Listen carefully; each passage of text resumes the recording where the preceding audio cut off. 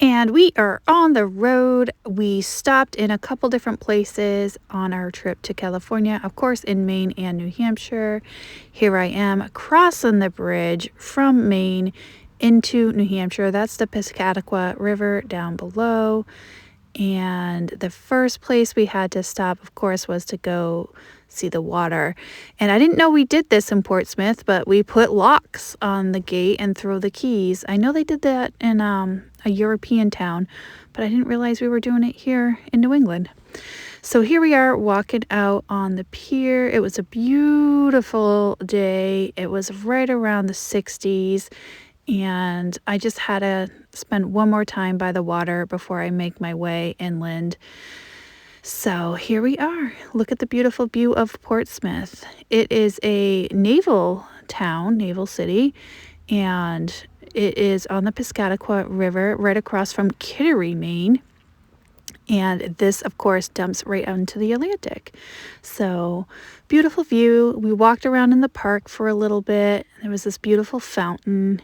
It was a dedication to somebody's son who had lost their life in the war. So then we decided to walk down the streets. We are in downtown, the Strawberry Bank region, and of course, there's an antique store, which is why we came to this part of town. But look at all the old brick buildings. They were beautiful. I love, love, love this downtown area. And here we are at Strawberry Bank Antique and Vintage. And the very first thing we found was the oldest antique I have ever seen in real life in an antique store. It is a dinosaur egg. Yes, you got that right. A dinosaur egg. Right below the Tiffany glass and the Beatles. And it was a hadrosaurus, and I had to look that up. They only grow to be 10 feet tall, so it's not a very big dinosaur. And then I got to wondering, is it even legal to sell a dinosaur egg? But apparently people do it online.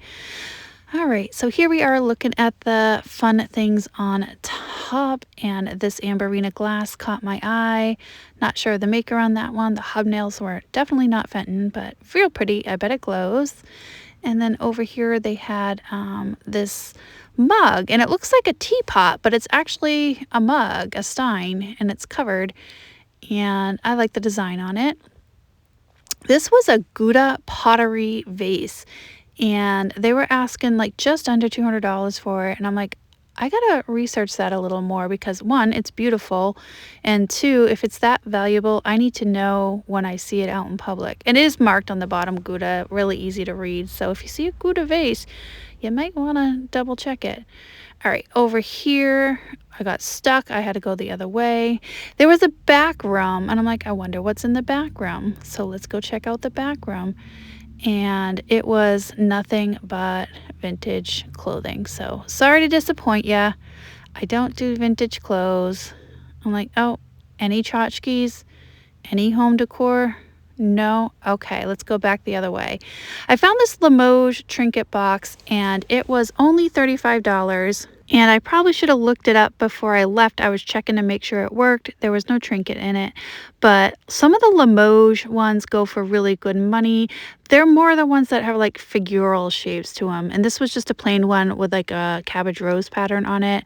So I was going to look it up, but then the dogs were just getting too restless, so I just didn't have time. There was another dog in the antique store as well, and it's great that it's dog friendly, but my dogs just put up a fuss when they see another dog. So here we are just looking over the artwork. It was real pretty. That lady was really nice in that frame. This was a splatter glass vase. I have no idea who the maker is. They wanted $45 for it.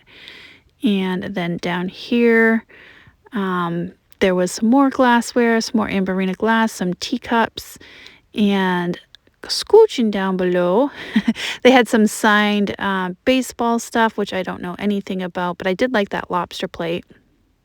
And then over in the window, there was more glass on display, which always looks pretty in the sunlight.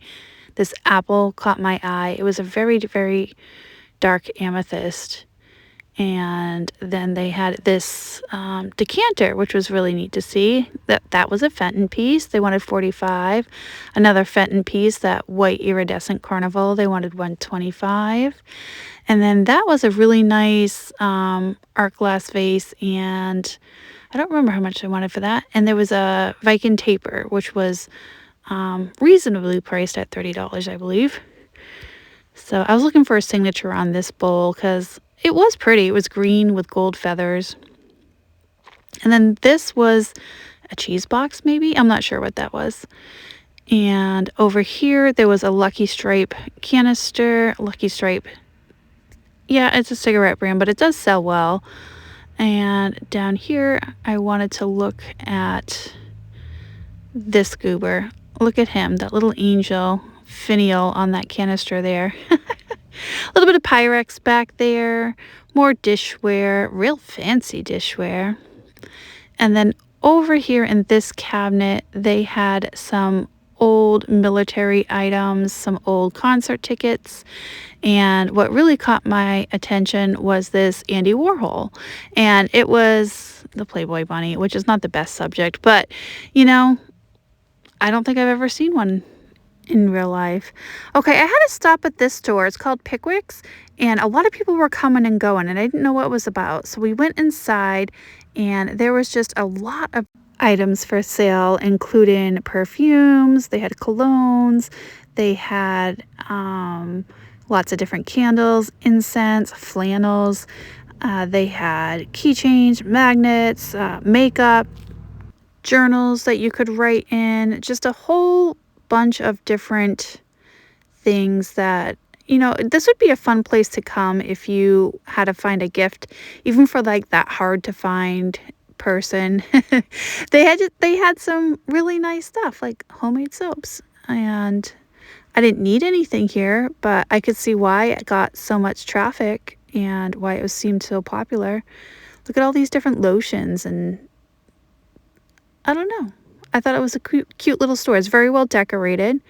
And then we went and had some late lunch at the Rosa. It's an Italian restaurant. I sat in the patio with the puppers. They got some bread, and we got the shrimp scampi. It was extremely good, very delicious. Of course, the pups got some spaghetti. I dropped Rocco's, but don't worry, I gave them another one. All right, then I took them on their walk because they need their exercise for the day. And we walked all the way down to the water again, so that way they could just stretch their legs out. But then when we got there, I saw the dreaded sign that says no dogs. So I didn't take them in. We walked the other way. All right, now I'm going to trick you because I know we're in New Hampshire, but then we cross back over into Maine to go to Hidden Treasures. I have been by this place a couple of times and I've never stopped in, and we're just over the bridge. Look at this collection of pottery. There's like tons of it. I've never seen so many clowns in one place. This kitschy little girl was adorable. I don't know what she's doing. They said it was a bow and arrow. I thought she was stabbing a moon, but that's just me. All right, over here, we had some glassware, lots of amberina glass. There's some moon and stars over there. That's probably an Empoli green jar container right there. And then over here, they had some jewelry. So, of course, they had to check that out. Look at all these necklaces. This vendor had necklaces for days. It's just layers and layers of necklaces. And then over here in the display case, more necklaces, but they had some earrings and bracelets and other stuff too. And then I found this micro mosaic, and I think it was only like 16. So I ended up picking that one up. It's a good size, and it's on the higher end of what I want to pay for a micro mosaic, but I thought there was a little bit of meat on the bone there, so I picked it up. And then this vendor was having a sale, so I had to check out what they had. They had a little bit of jadeite. Now this Murano bowl was marked at like 25 and 30% off, and I thought that was a really good deal.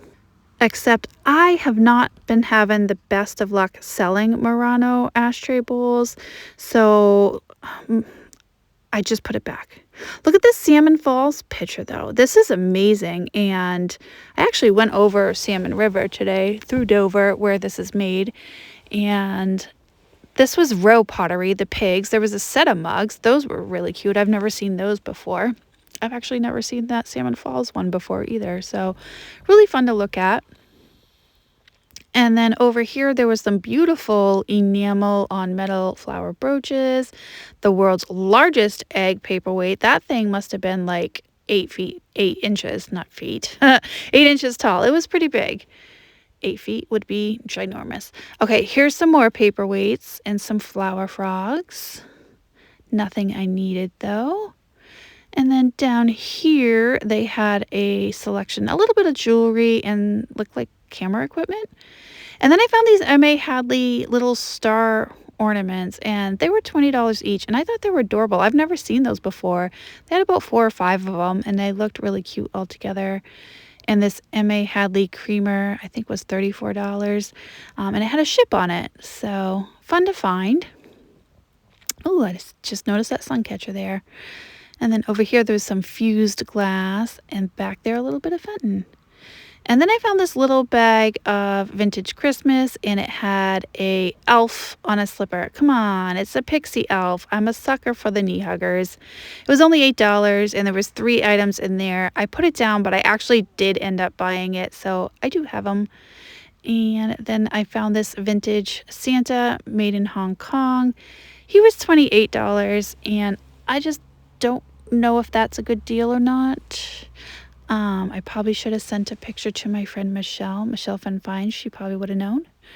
And then over here, I found this gorgeous paperweight, but it had a big old crack in the center, so I had to put it back.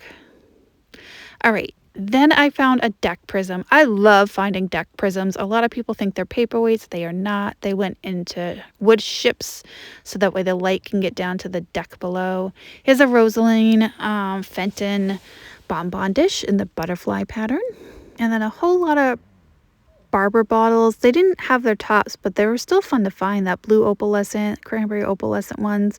I'm not sure if those are Fenton or not. They probably are, if I had to guess. And then that green hobnail fan vase. Of course, I had to get my black light out to see if it glowed, because they only had like $38 on it. And if that glowed, I probably would have got it. But alas, it did not glow. So I had to leave it behind, though very fun to find. And then there was an owl on a branch with mushrooms. And I'm like, oh, how cute is that? I don't know who makes that. I think they wanted $12 for it. And then, of course, here's a little bonus picture of Pretzel. He's adorable. Thanks for watching, and I will see you on the next video. Bye, guys.